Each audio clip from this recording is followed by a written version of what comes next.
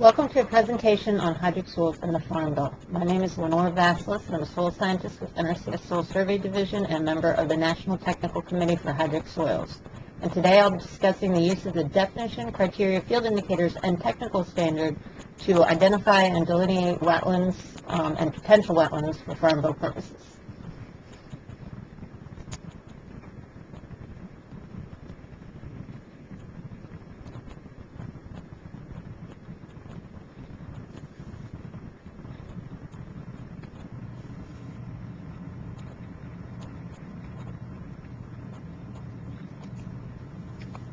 Things I will not cover in this presentation are the identification of hydrophytic vegetation and wetland hydrology factors, which are the other two factors that we need to identify in order to delineate and determine wetlands for Farm Bill purposes. I will also not be discussing the mapping conventions and any legislative issues other than those specifically related to hydric soils. In our policy, one of NRCS's responsibilities regarding wetlands is that we have technical and coordination responsibilities in regards to hydric soils identification and delineation. And by that, we oversee the development and application of criteria to identify hydric soils in consultation with the National Technical Committee for Hydric Soils and make available to the public an approved county list of hydric soil map units, which is based upon the National List of Hydric Soils. So for hydric soils purposes and the Farm Bill related to wetland delineations and determinations, we have two responsibilities. One is to identify criteria to help identify hydric soils, and the other is to provide a list of hydric soil map units to the public. And we do this all in consultation with the National Technical Committee for Hydric Soils. This is just a list of the members of the National Technical Committee for Hydric Soils. You can see that the bulk of the members are NRCS members. We actually added one extra member for NRCS, Paul Rodrigue. He's a hydrologist with the Natural Resources Conservation Service. He just replaced Wayne Skaggs, who's a university representative, who is an applied hydrologist, and the university had asked us to get someone from NRCS who's applied because they couldn't find a university person to fit that bill. And then you can see we have members from all the other federal agencies involved with wetlands, as well as some university representatives that are specialized in some topics that we need assistance on. We also have some university representatives that were once on the committee. They had difficulty getting to meetings, and because we were having issues with quorums, we created a sort of a technical advisory committee that are not voting members of the National Technical Committee for Hydric Soils, but they're there to help us on specific topics that we need assistance on. Okay, the delineation methodology that we use for the Food Security Act is the Corps of Engineers Wetland Determination and Delineation Manual and the regional supplements that go along with that, with some variances that help us deal with some legislative situations that the Corps Manual just doesn't cover right now. So NRCS, one of the issues with using the Corps Manual is NRCS relies more often on off-site determinations than the Corps does for Clean Water Act purposes. We rely more often on the hydric soils list and soil surveys to identify hydric soils out in the field. And right now, the way the Corps Manual is set up, it deals more with on-site determinations and not off-site determinations. When the Corps developed the regional supplements, we have this mandate that our soils information is written in consultation with the National Technical Committee for Hydric Soils. The Corps never had that mandate. However, the new supplements have all been peer-reviewed by the National Technical Committee for Hydric Soils, and they've adopted the field indicators of hydric soils, which we've been using for Food Security Act purposes since the mid-90s. So the Corps, in adoption of the regional supplements, has sort of moved towards the way we've been doing it since the mid-90s. As I said, they have adopted the National Technical Committee for Hydric Soils field indicators, so now we have one set of indicators that all federal agencies use for the identification of hydric soils. The supplement adopted a 14-day hydrology requirement. In the past, the Corps used the 5 to 12.5% of the growing season, where you needed hydrology in the upper 12 inches of the soil. NRCS has used this 14-day hydrology requirement once again since the mid-90s. So once again, the Corps sort of come around to the way we've been identifying hydrology instead of using this 5 to 12.5% of the growing season when they adopted regional supplements. The Hydric Soils definition wording is slightly different in the Food Security Act. There is a definition in the Farm Bill, so there's a legislative definition that the Corps does not have. And the Corps uses the National Technical Committee for Hydric Soils definition. I will discuss the differences in a little bit. Although there are differences, there are not significant differences. The umbrella manual, the 1987 Corps of Engineers Wetland Delineation Manual, is sort of the umbrella manual for the regional supplements. This is the manual that currently focuses more on on-site determinations and not off-site determinations. NRCS relies more often on off-site determinations. There is a new updated manual that should be coming out in the Federal Register shortly. The Corps is currently waiting for the plant list changes to come out in the Federal Register, and once that happens, then the new delineation manual should be coming out in the Federal Register. It's actually completed and just waiting publication in the Federal Register. Norman Melvin and I have been on the National Advisory Team that sort of oversees the regional supplement development along with the updates to the manual, and we've worked very closely with the Corps and very hard to make sure that this new manual works well both with the Clean Water Act and with the Food Security Act. So many of those variances that are currently out there to help us sort of adopt the 87 manual under our legislation should go away, because we work very hard to sort of emphasize the off-site determinations and allow us to use the new manual, updated manual, with our legislation to be able to have one delineation methodology for both federal jurisdictions as far as wetland goes. Okay, hydric soil identification for the Farm Bill. To be considered a hydric soil, the soil must meet. Should it meet the hydric soils definition, the characteristics of a map unit component on the hydric soils list, field indicator of hydric soils, the technical standard, any of the above or all of the above. For the Farm Bill, the only thing that you need to meet to identify something as a hydric soil is the hydric soils definition.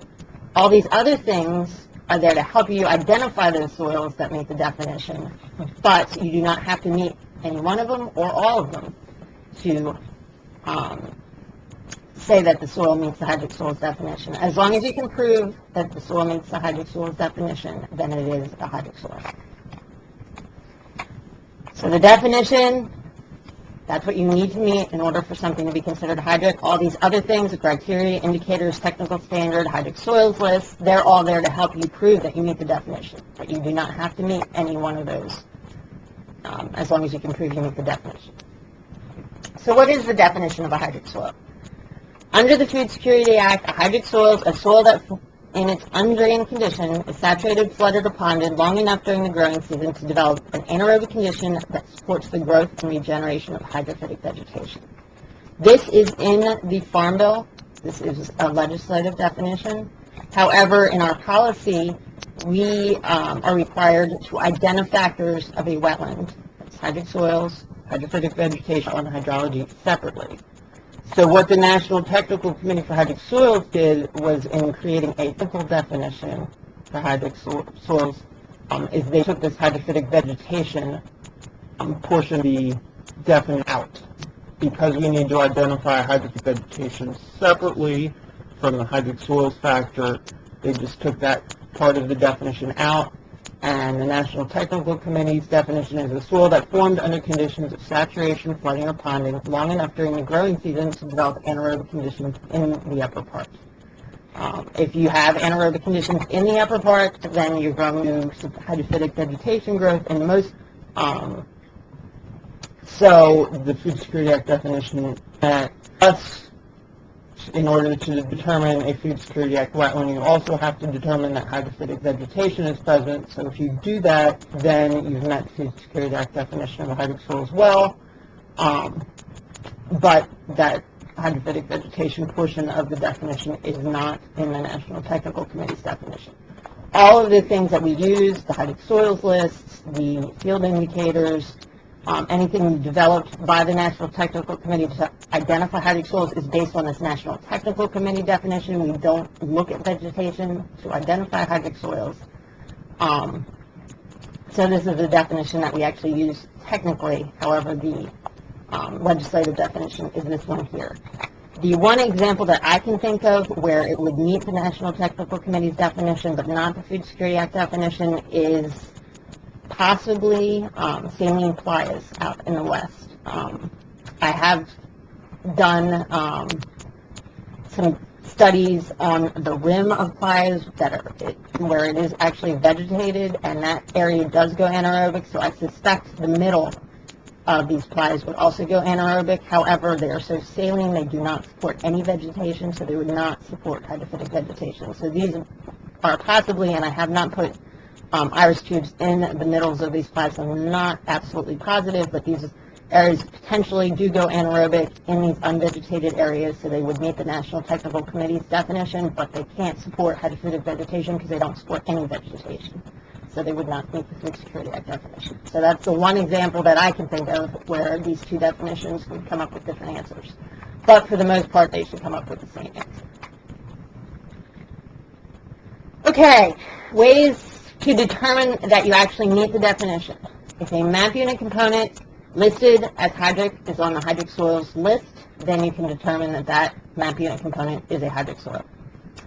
If it meets at least one of the field indicators of hydric soils in the United States, then that says that you have a soil with morphology in the upper part that indicates that that soil formed under conditions that were anaerobic in that upper part, so you meet the definition.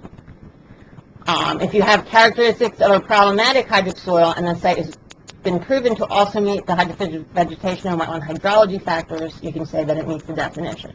So we have soils, floodplain soils, low organic matter soils, recently deposited soils, red parent material soils. These are all soils we know are problematic. We don't have good field indicators to identify them as hydric right now. In many cases, they have been studied to some extent, so we know that they do go anaerobic in the upper part. They have the hydrology, they have the vegetation to say that they're wetlands. They just don't have field indicators right now. We don't have field indicators for all situations.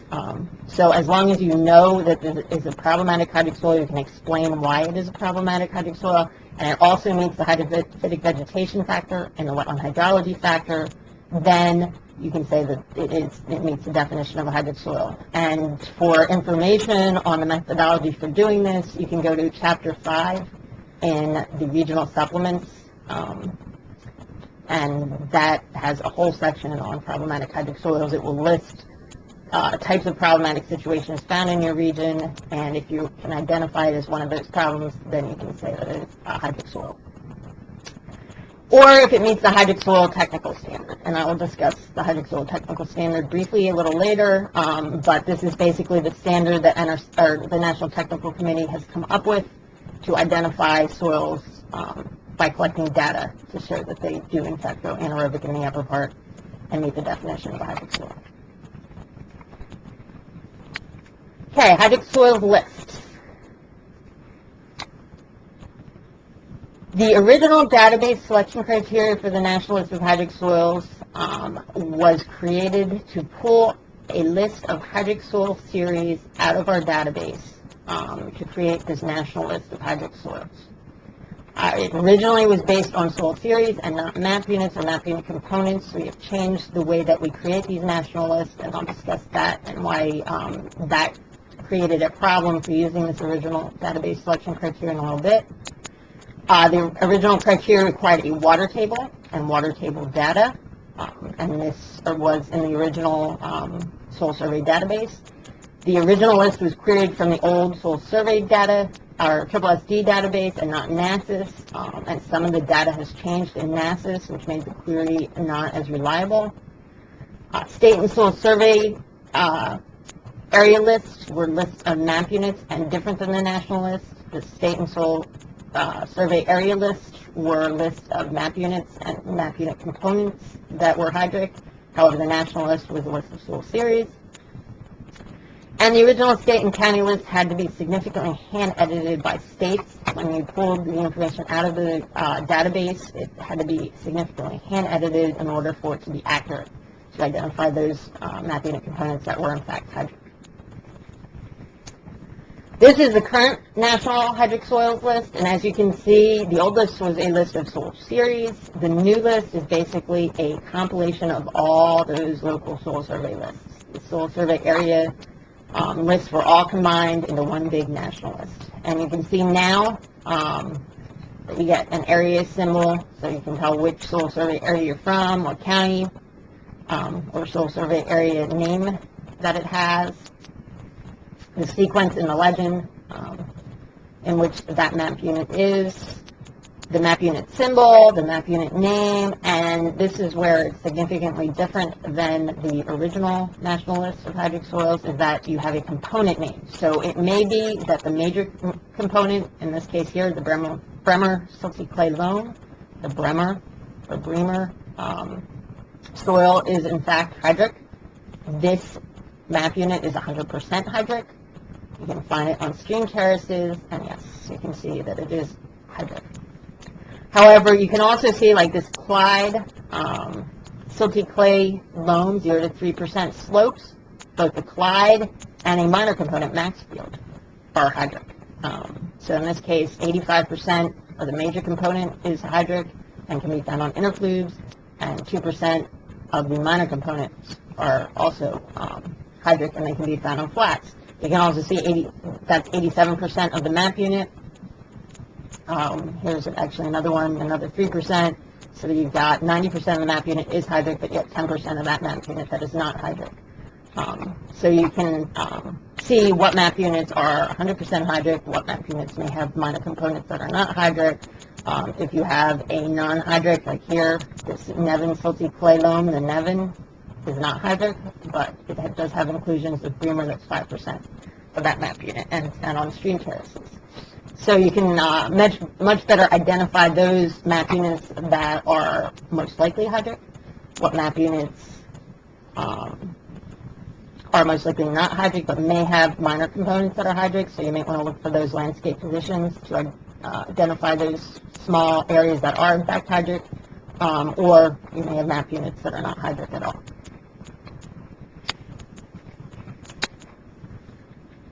Okay, on February 29th, in the Federal Register, you may have noticed that a new criteria for populating the national list of hydric soils was developed. This came out on February 29th. It is out for public review. Comments need to be in by March 29th. These changes were based on deliberations of the National Technical Committee for Hydric Soils. It was put out with a 30-day public comment period. That public comment period is almost over, and as far as I know, to date, we have had no comments. This doesn't surprise me because the changes are not significant. They just help us to better identify those soils that meet the definition. It fixed issues related to changes in the database and changes to the format. Basically, we used to list the series. Now we list map units and map unit components that are hydric. When we just listed series, series are generally based on the natural characteristics of the soil. However, we now list it as map units. We have a lot of drained map units that are hydric soils, but they've been drained, so they don't have wetland hydrology. The old criteria required hydrology. The new criteria does not require hydrology, so better meets the definition of a hydric soil, or better matches the definition of a hydric soil. So our biggest issue with the old criteria was that it had a water table requirement. However, the definition of a hydric soil does not. It only needs to form under those conditions and does not necessarily have to have those conditions today. So all those drained map units where people were kind of scratching their head because it didn't really meet the old criteria, now will meet the new criteria, and there will be no confusion as to whether those map units should be on the hydric soils list. And just to illustrate the issue here, this was a study that was done by the University of Delaware on drained versus undrained soils. One of these soils was right next to a drainage ditch and no longer had wetland hydrology. The other site was away from the ditch, still had wetland hydrology, still was in a wetland. So one of these is no longer a wetland, one of these is still in a wetland. They're both hydric soils. You can see morphology does not change in these two sites. And if you're curious, this one here on the right side is the soil that was near the drainage ditch and is no longer in a wetland. However, it is still a hydric soil. Based on the old criteria, this would not fall out based on the criteria, but it still meets the definition. Based on the new criteria, this would still be considered, or would still meet the criteria and be pulled off to be put on the list of hydric soils. Okay, so the new criteria. If you remember or are familiar with the old criteria, there were basically 4 different categories in the old criteria, and we kept those categories. First one, all histels except bolistels, and all histels except bolus. That has not changed. That is the same as the old criteria. Criteria 2, the taxonomic classifications have not changed. These are basically all taxonomic classifications indicating some form of wetness in the upper part. However, the subcategories have changed. You can either meet these taxonomic requirements, and based on the range of characteristics for the soil series, that soil will at least in part meet one or more of the field indicators of hydric soils in the United States, or B, it shows evidence that the soil meets the definition of hydric soils. Maybe you run the technical standard and it shows that it is in fact hydric. In that case, it will be pulled off the list as well. Criteria 3, map unit components that are frequently ponded for long duration or very long duration during the growing season. Once again, this part has not changed. And then either based on the field indicators or the definition, it meets the definition of a hydric soil. That would be pulled off the list. Same thing with map unit components that are frequently flooded for long duration or very long duration during the growing season, based on either the field indicators or the definition, will be pulled off as a hydric soil on the hydric soils list. Where do you find these hydric soils lists? The national list of hydric soils can be found at the National Technical Committee for Hydric Soils website. This is the website address here. The advantage of the national list is its national coverage. So if you're doing something where you're interested in looking at where hydric soils exist nationally, this is probably the list you want to use. The disadvantage is it's updated yearly. So if any changes were made to a soil survey area in between those updates, those changes will not be reflected on the national list of hydric soils. The local list of hydric soils can be found either on Soil Data Mart or in Web Soil Survey, and you can find those at this website address here. Soil Data Mart data is grouped by soil survey area. You can look at it. You can import it into an ArcGIS format and look at soil survey area, generally county wide coverage. Or you can go to Web Soil Survey and look at much smaller areas, but it does have a size limit. So that is a disadvantage of looking at Web Soil Survey. The biggest advantage of using this local data is it's updated as official data. It's updated in Soil Data Mart, so anytime changes are made to a local soil survey area, that official data is updated in Soil Data Mart and will be reflected in both Soil Data Mart and Web Soil Survey. When do you want to use the hydric soils list? You can use it for general planning purposes. You can use it for preliminary data gathering if you want to identify those areas that may contain hydric soils. Along with other info, you can use it for off-site determinations. So if you don't need an extremely accurate delineation line, and you just need to know that there are wetlands and you want to stay away from those wetlands, which is something we often do for Food Security Act determinations, along with other aerial photograph information and landscape information and some other information gathering that you can do. You can use that local soil survey data in the Hydric Soils list for offsite determinations. And it's also a good guide for identifying potential WRP sites, those areas that were once were once wetlands, have hydric soils, are in the right landscape for restoring wetlands, so you can use it for identification of potential WRP sites.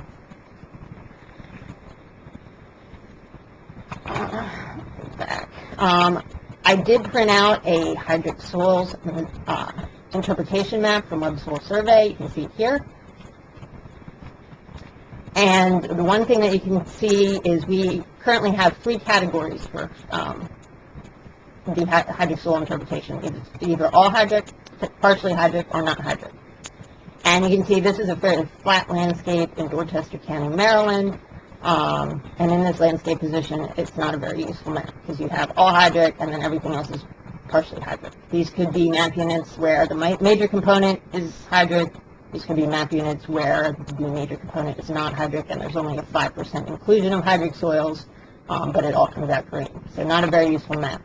We have proposed to create, we're working on a new report in NASIS to create 5 categories for the interpretation for hydric soils. It's either all hydric, where all major and minor components are hydric. Predominantly hydric, all major components are hydric, but some minor components are non-hydric. Partially hydric complexes with at least one major component that's hydric and one major component that's non-hydric. Predominantly non-hydric, all major components are non-hydric, and at least one minor component is hydric, and non-hydric, all major and minor components are hydric. So hopefully once we create this, we will eventually get it into Web Soil Survey so you can use it for interpretive map as well. But for now, at least it will be a report in NASIS where you can create this list to import into an ArcGIS format to create an interpretive map. Hopefully it'll be a much more useful map than the one that is printed out in Web Soil Survey right now. All right, that is all I'm going to talk about related to the hydric soils list. Now I'm going to discuss a little bit about the field indicators of hydric soils in the United States, and I'm going to focus on not necessarily on the indicators themselves, although I will cover a few in the end that are sort of some of the more unusual indicators that can help you out in problematic situations. But what I'm going to focus on is some of those things that people tend to forget when they're using the field indicators. They tend to turn right to the field indicator, and there are some guidelines that you need to follow in order to use the indicators as a whole that people tend to forget, and that's what I'm going to focus on.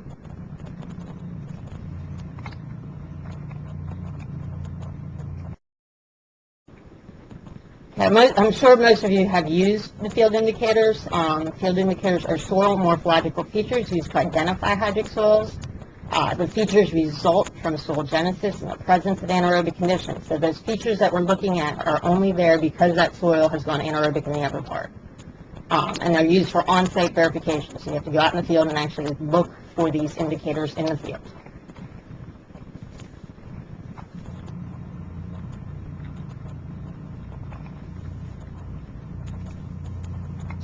The development of the field indicators is a continuous process. It's been ongoing since the mid-'80s when there was a need to develop field indicators of hydric soils, and we didn't really have a good pool of information for their development.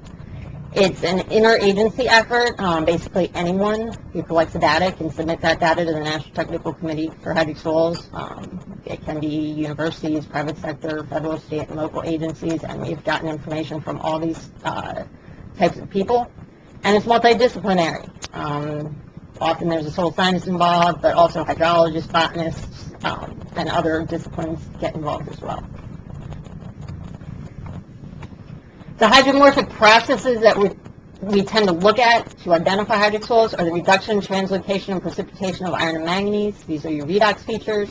The accumulation and differential translocation of organic matter, that black color that we see at the surface of a lot of hydric soils, or the reduction of sulfur, that rotten egg smell. The indicators are not intended to replace or relieve the requirements contained in the definition. We do not have indicators for every situation out there. So as long as you can prove you meet the definition, it is a hydric soil. However, we do have field indicators for a live situation. So if you meet a field indicator, it is a hydric soil. If you don't meet a field indicator and you have, clear signs of wetland hydrology, clear signs of hydrophytic vegetation, then you may want to start looking to see if you're in one of those problematic situations where we just don't have an indicator right now. Some important concepts that you need to understand to use the indicators.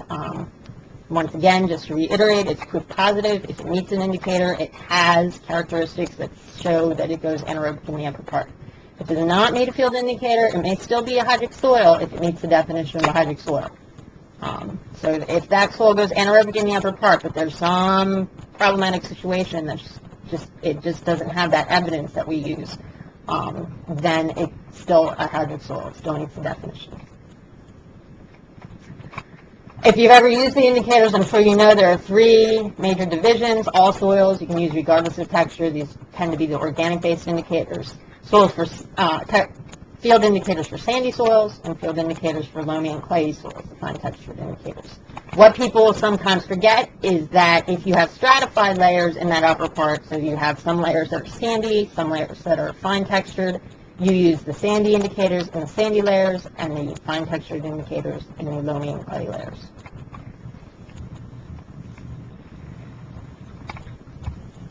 Some other rules for field indicators used. A chroma of 2 or less means that the chroma cannot be higher than 2. So if you are waffling between 2 color chips, say one is a chroma of, you don't think it's quite a chroma of 2, but it's not quite a 3, but you kind of think it's in between, then it's not a chroma of 2 or less. It is probably a chroma more than 2. And that does not meet the requirement of a chroma of 2 or less. Values should always be rounded to the nearest color. And except for F8, F12, F19, F20, and F21, these are all indicators that do not require a chroma of 2 or less in the indicator itself. But for all the other indicators, all mineral field indicators must have less than 15 centimeters or 6 inches of a chroma greater than 2 above the indicator. So if you have an indicator that starts at 8 inches, and everything above 8 inches is a chroma of 3, then it does not meet this rule. So even though it meets all the other requirements of the indicator, because it doesn't meet this rule, you cannot say that it's a hydric soil based on the indicators. If the indicator starts at 8 inches and say 5 inches are a chroma of 3 and the other 3 inches are a chroma of 1, then it does meet this rule. And therefore you can say that yes, that does meet the definition of a hydric soil based on the field indicators.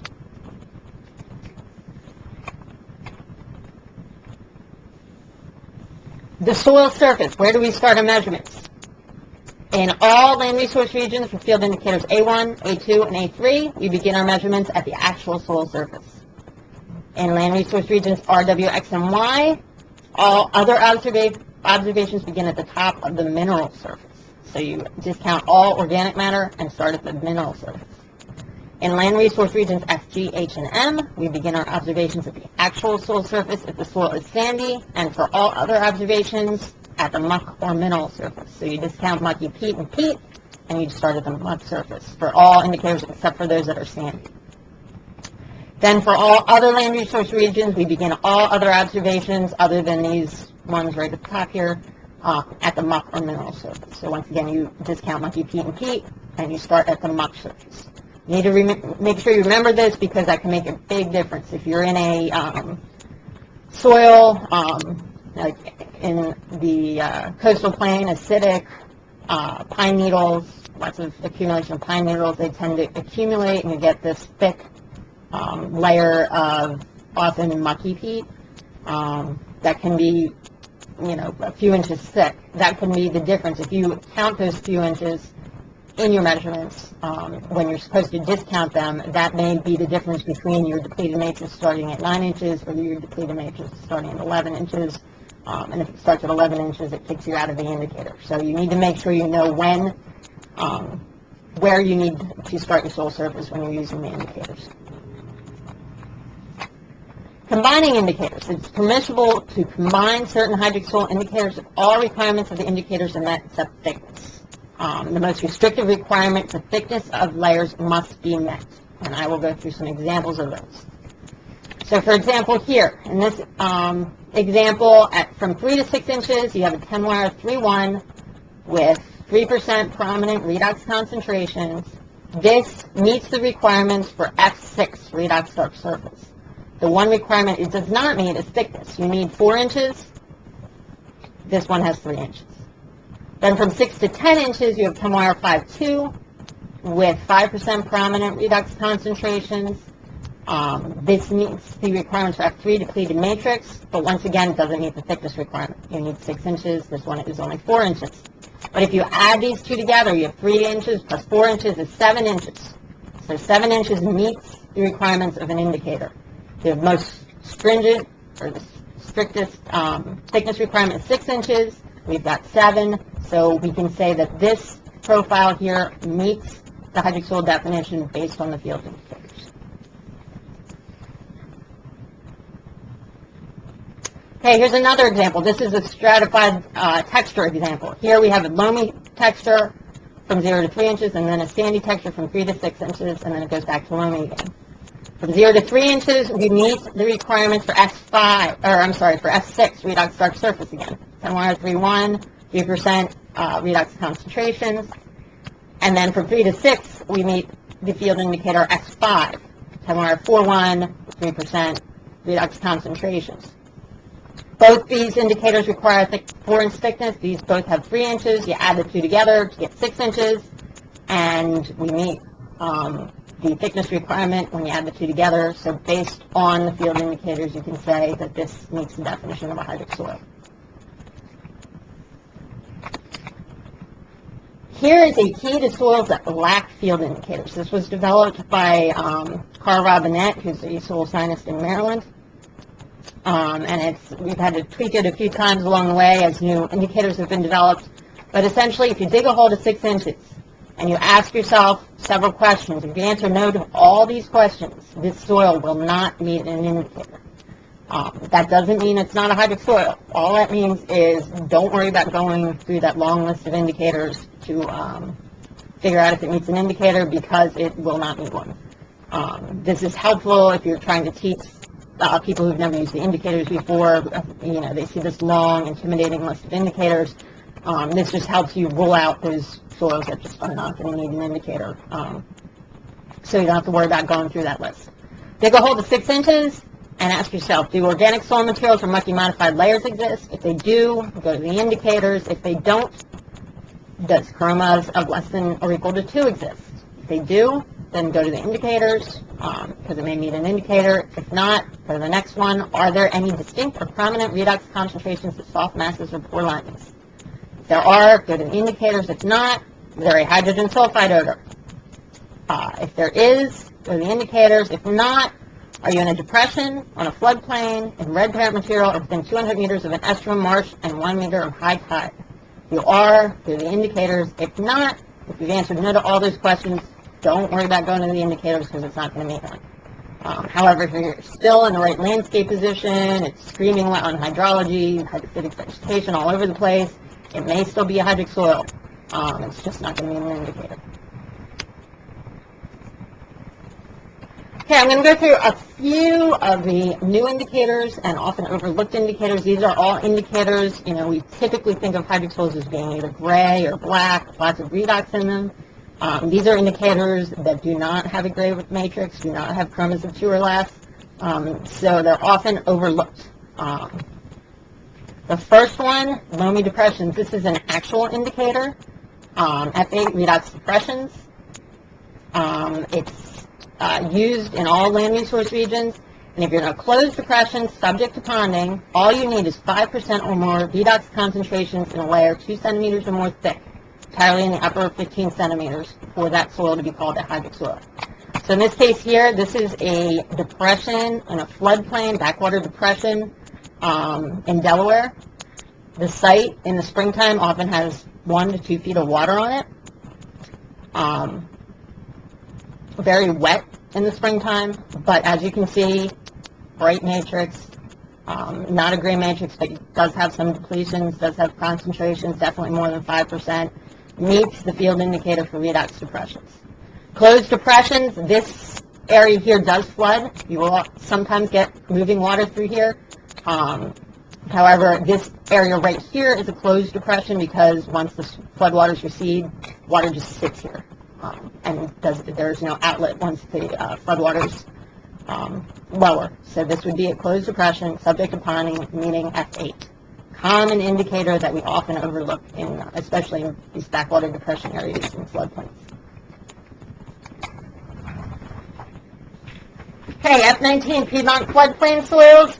This is an indicator that was developed by a student at the University of Maryland. It's on floodplains. Floodplains are problematic for lots of reasons. You get organic matter moving out of it, so there's low in organic matter. You get new sediments coming in. You get iron coming in with floodwaters, so there's a lot of excess iron.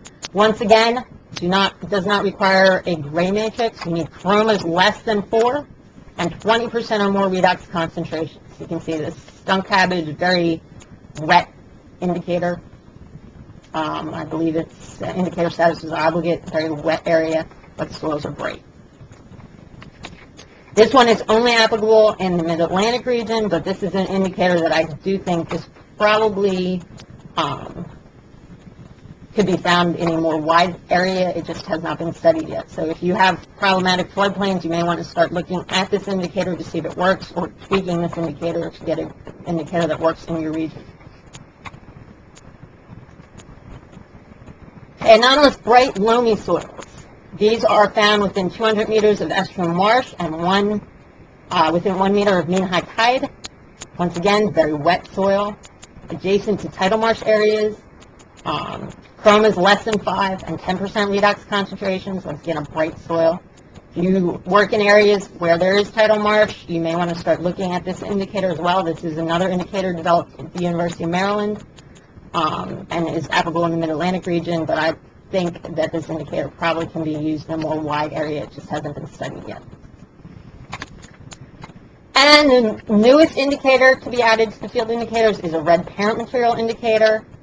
Red parent material, the iron is in a crystalline form. It's a very specific parent material. Not all red soils are red parent material. And if it stays wet for significant periods of time, this is a site that was used to test the indicator. This site stays wet all year round. It actually does get a depleted matrix, so it will reduce. It just takes a lot longer for it to reduce and deplete.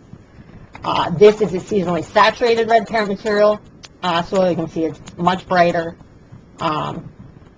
And the indicator does not require chromas of 2 or less for these seasonally saturated hydric soils. So if you have red parent material in your area, you may want to start looking at this indicator as well. The one caution is if your red parent material is in floodplains and mixed with other parent materials, this indicator may be problematic in those situations. So if you are in floodplains with red parent material, you may have to come up with something else. The technical standard. In order to identify new indicators, test indicators that are used in other regions that may be applicable in yours, to look at a specific site to see if a hydric soil is functioning like a hydric soil today, you want to use the technical standard for hydric soils. The technical standard requires measurements of saturation, ponding, or flooding, and those measurements are done with wells and piezometers. And then you also need to identify that the site has reducing conditions. And the methods you can use for that is direct measurements of redox potential or measurements of reduced iron. And that can be done by alpha-alpha dipyridyl dye or something we call iris tubes. This picture here shows iris tubes. Iris tubes are basically PVC pipes that are painted with an iron oxide paint. You stick them in the soil, and if that soil goes anaerobic, those microbes start reducing the iron in the paint, and that iron is removed from the tube. So if you start getting strip zones on the tube, you have at least 30% of this area stripped of iron in a 6-inch layer, starting within the upper 10 inches, then you can say that soil has gone anaerobic in the upper part and meets the technical standards, reducing conditions. If you take direct measurements of redox potential, then you need to take in situ pH measurements to calibrate your redox potential. You need on-site precipitation data to make sure you're in a normal precipitation year, or if you get a negative response to the technical standard, you did not meet the technical standard, and it was a extremely wet year, you can say that that soil is not functioning as a hydric soil today. And conversely, if it's been a dry year and you meet the technical standard, you can say that that soil is in fact functioning like a hydric soil today. And if you're trying to create an indicator, test the indicator, you also need replicates. You need to do more than just one site.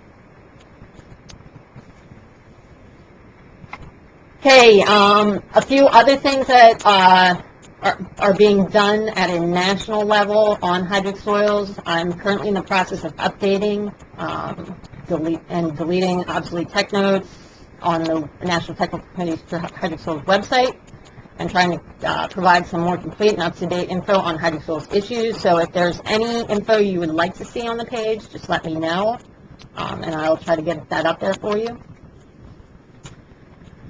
Some other national projects that are being worked on hydric soils. There's the National Wetland Condition Assessment. This is actually an EPA project, but NRCS has been cooperating on the hydric soils portion of the project. The Soil Survey Lab is processing all the samples that were taken. It's samples were taken on 1,000 wetlands throughout the country to assess the condition of our wetlands.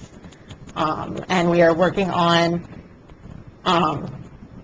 currently trying to develop some methodology for analyzing that data. And then another thing we are working on is potential wetland landscape maps based on gridded Surgo. This is a map, it's not a hydric soils map. It is a map to identify areas that have the potential to be either restored or created into a wetland. And we're doing this in conjunction with the Association of State Wetland Managers Wetland Mapping Consortium. Some training that is coming up that I've involved in, some training opportunities in hydric soils. There's a NED's Advanced Hydric Soils course that's going to be taught in Meridian, Mississippi, August 20th through the 25th. And also there will be a hydric soils field tour at the SSSA meetings in Cincinnati, Saturday, October 20th. This should be an interesting tour. We have some site where we can see a lot of field indicators. We have a site that is an NRCS wetland restoration site, so we can look at some soils issues regarding wetland restoration. And then we have some problematic soil situations too that we're going to look at. And that is all I have. If you have any questions, you are welcome to contact me. My website or my email address is here. Feel free to contact me anytime with questions about hydric soils. Thank you.